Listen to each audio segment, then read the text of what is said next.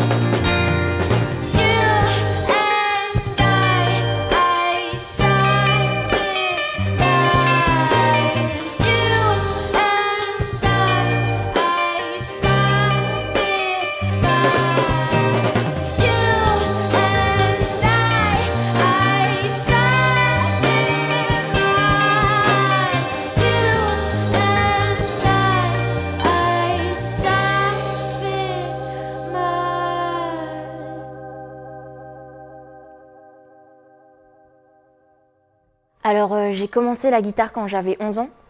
Ma mère en fait fait de la musique elle aussi. Elle fait du piano, de la guitare, un peu d'accordéon aussi. Elle touche un peu à tout. Dans sa famille il y a beaucoup de musiciens en fait. Et j'ai reçu donc ma première guitare à mes 11 ans.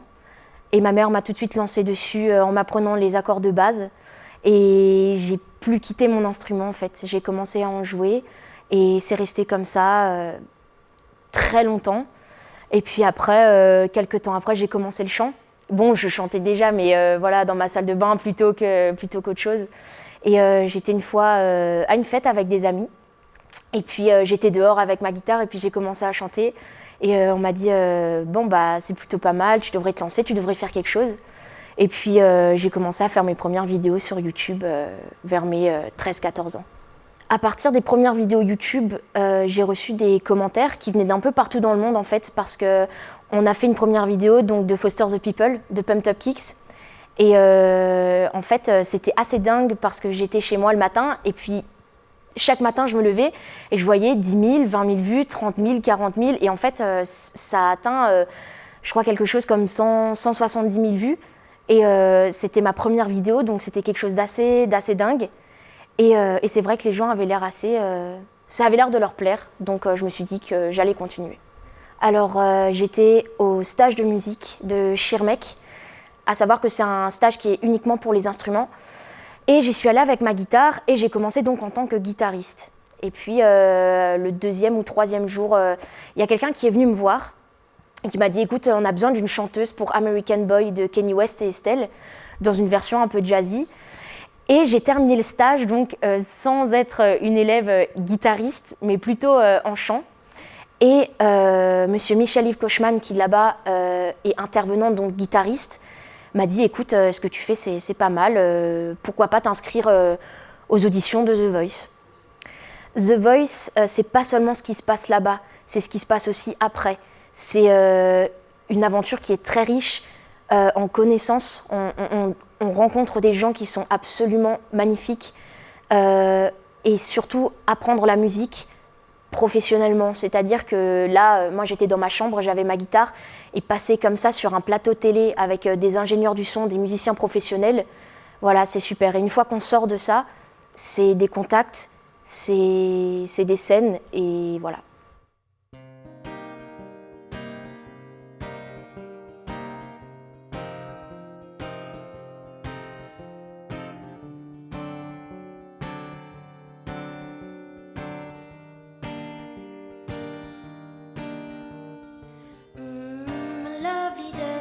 Lovely day avec toi. Ça sentait l'été ce jour-là. L'ombre de ton corps dansait contre moi. Une dernière danse sur les 3 temps que l'on a. Chaque grain de sable semble être le dernier.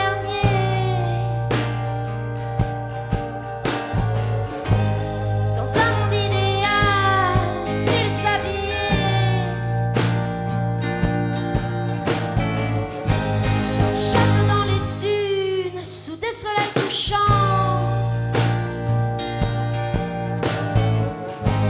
Moi, pour gagner du temps, je séduirai la lune. Je séduirai la lune. Je séduirai la lune. Je séduirai la lune. Je séduirai la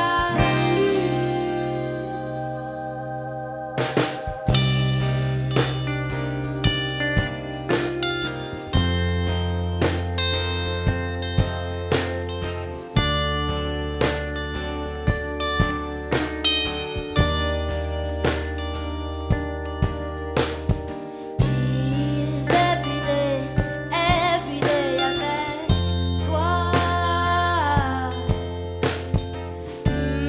J'aimerais chaque jour être là.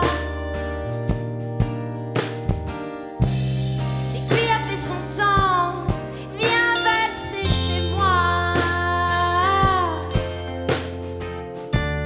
L'amour durait 3 ans, qui s'en souviendra?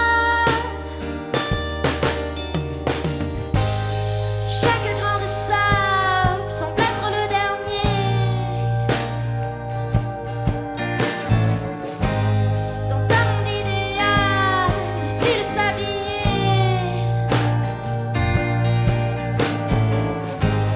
château dans les dunes, sous des soleils couchants.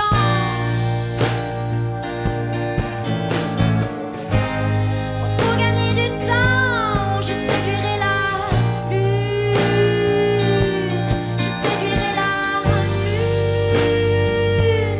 Je séduirai la lune. Je séduirai la lune.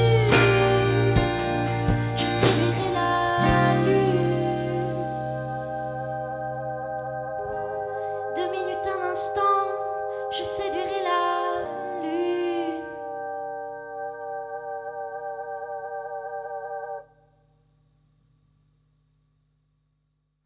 Après The Voice, j'ai eu la chance d'être contactée par Jean-Pierre Schlag, qui m'a proposé un stage de musique avec les intervenants de Voix du Sud, donc d'Astafor, qui est parrainé par Francis Cabrel.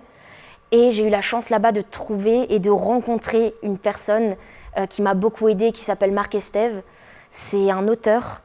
On a commencé en fait à écrire des chansons ensemble parce qu'on était vraiment sur la même longueur d'onde. Et on s'est dit, il faudrait vraiment qu'on continue quelque chose, qu'on fasse un album, il faut vraiment qu'on travaille ensemble. Donc ça fait maintenant environ 1 an qu'on travaille tous les deux sur un répertoire et un album. Alors je connaissais des personnes du groupe, dont mon frère, qui est un guitariste et qui m'a tout appris. Et je connaissais Laura aussi, qui venait du stage de Schirmeck justement. Et j'avais besoin de faire vivre ces musiques.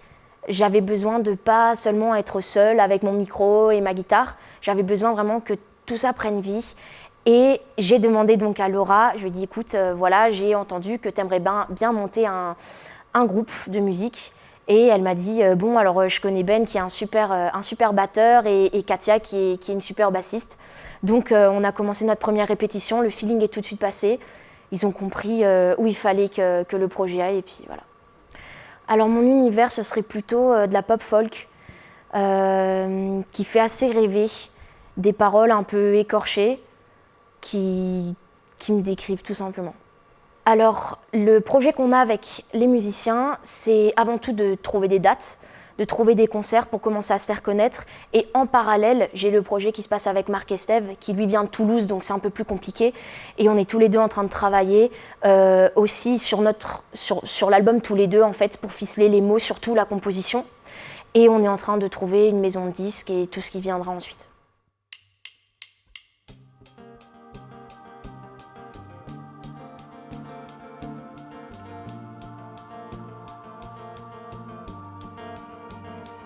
Tu m'avais dit que tout s'efface et qu'après le vide, les prénoms passent. Une vieille armoire en guise de carapace où des bouquins s'embrassent, allongés dans le noir. Tu m'avais dit bonheurs éphémères, des oiseaux de nuit.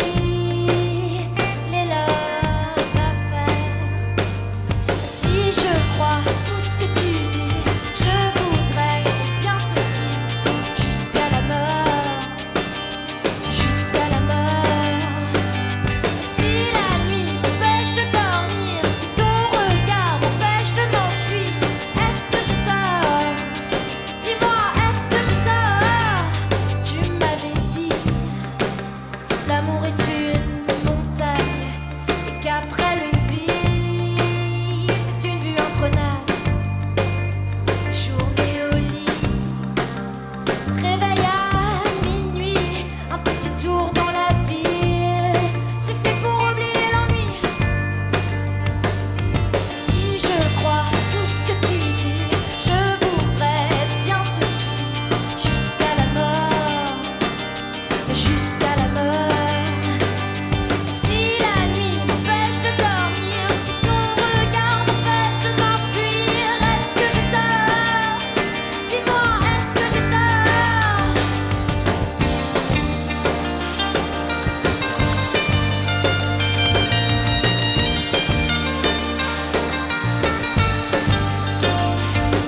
Mais dis-moi, est-ce que la vie est vraie comme ça? Mens pas. Est-ce que la vie est vraiment comme ça? Si je crois tout ce que tu dis, je voudrais bien te suivre jusqu'à la mort, jusqu'à la mort. Si la nuit m'empêche de dormir, si ton regard m'empêche de m'enfuir, est-ce que j'ai tort? Dis-moi, est-ce que j'ai tort?